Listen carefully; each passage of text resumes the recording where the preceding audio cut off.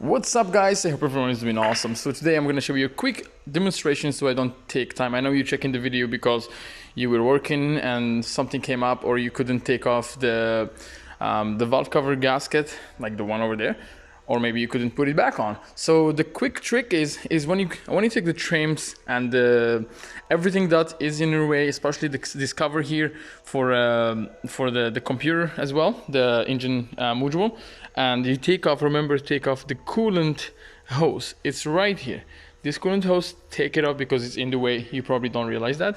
Use some straps to actually strap the wires for the coils, and use some straps over there to keep all the wires from the battery and the computer all the way away from your way. So you can use two hands putting or removing the valve cover. So the trick is I actually struggled with these, like freaking disgusting. So because it's there in the corner, there where you catch up and doesn't allow you to put it properly. So the seal will slide down and stuff like that, so give you a headache, so you can have a beer or something.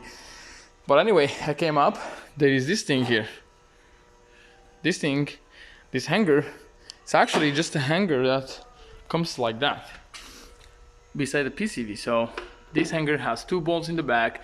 You remove the thing and you do exactly what I did.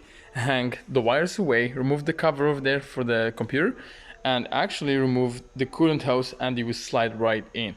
This is a quick tip for the Beamers, like this is 2009 Beamer.